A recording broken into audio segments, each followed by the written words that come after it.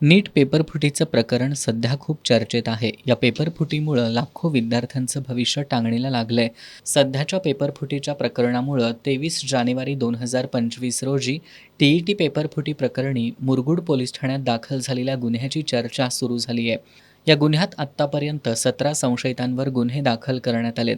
तपास अधिकारी DYSP क्षीरसागर यांनी ज्या संशयितांना TET पेपरफुटी प्रकरणी अटक केली आहे, त्या संशयितांनी फोडलेले पेपर कुणाला दिलेत हा प्रश्न अद्याप गुलदस्त्यात असल्याचा आरोप शिवसेना उद्धव बाळासाहेब ठाकरे पक्षाच्या वतीनं करण्यात आलाय.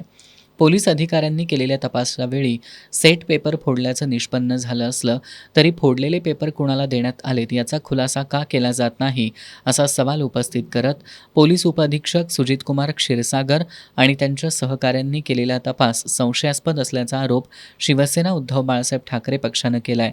मुरगुड TET पेपर फुटी प्रकरणातील अधिकाऱ्यांनी केलेला तपास संशयास्पद असल्यानं या प्रकरणाचा फेरतपास करण्यात यावा अशी मागणी उपनेते संजय पवार यांच्या नेतृत्वाखालील शिष्टमंडळानं विशेष पोलीस महानिरीक्षक रंजन शर्मा यांच्याकडे केली आहे.